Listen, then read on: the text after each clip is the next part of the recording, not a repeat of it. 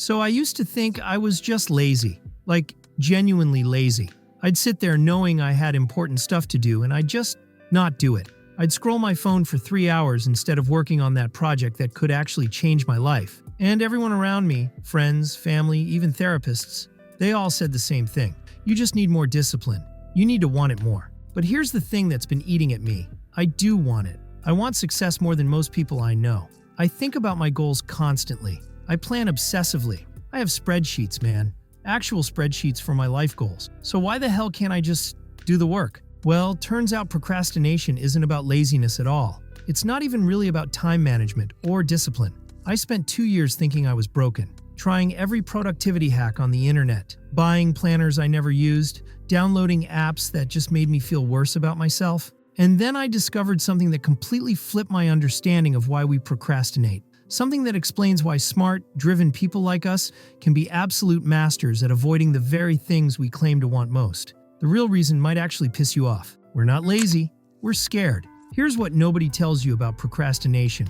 It's not a time management problem. It's an emotion regulation problem. And if you're a smart, self-aware person in your 20s or 30s, you're probably really bad at regulating emotions. Think about it. We were raised to be high achievers. Good grades, good college, good job.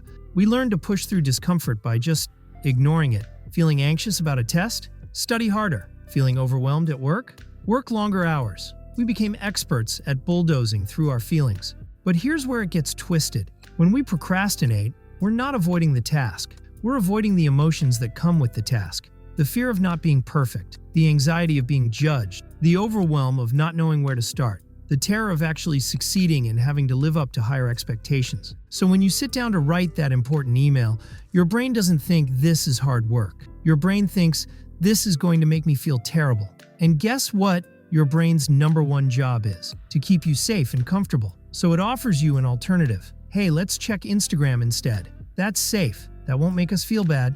And boom, 3 hours later you hate yourself, the email still isn't sent, and you're convinced you're just fundamentally broken. Your brain thinks tasks are pain.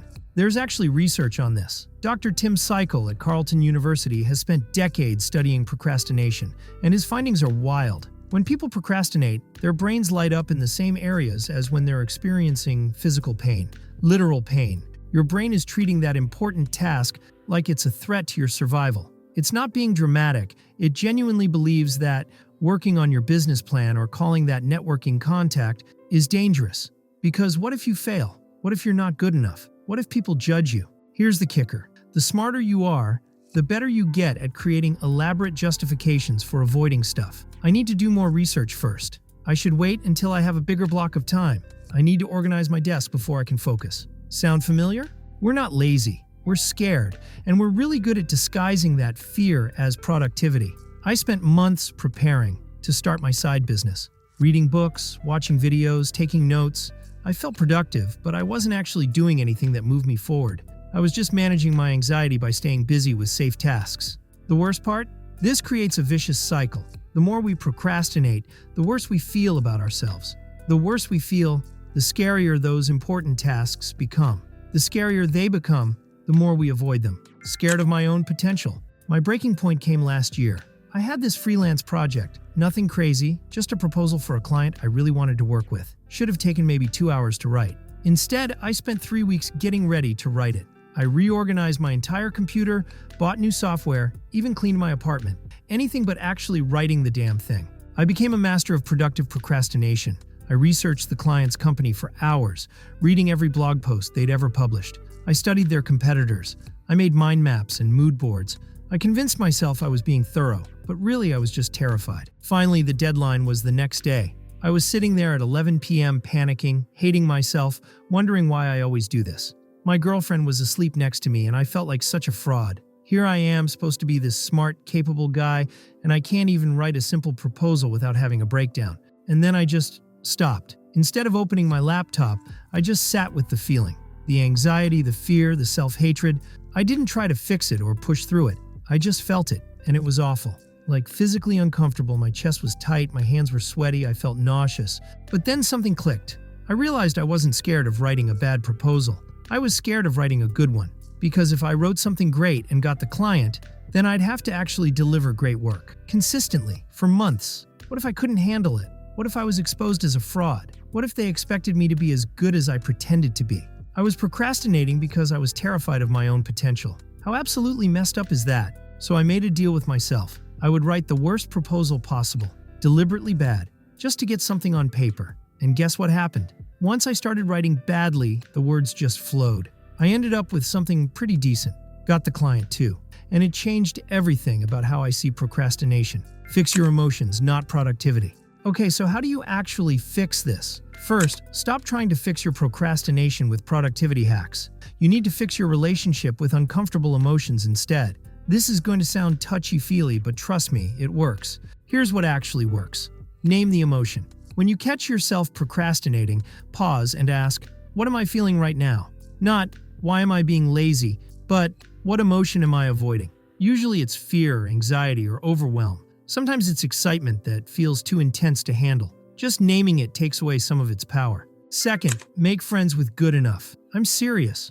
Most of our procrastination comes from perfectionism in disguise. We don't start because we're terrified of not doing it perfectly. So set a good enough standard before you start. If you're writing an email, your standard might be clear and professional. That's it. Not the most brilliant email ever written. Write it down. Make it specific. Third, use the next smallest step rule. Your brain freaks out when tasks feel huge and undefined. Instead of, I need to start my business, try, I need to write one paragraph about my business idea. Instead of, I need to get in shape, try, I need to put on my workout clothes. Your brain can handle small, concrete steps. It can't handle big, vague, emotionally loaded projects. Fourth, schedule your procrastination. I know it sounds counterintuitive, but hear me out. Instead of randomly scrolling when you're supposed to be working, plan it.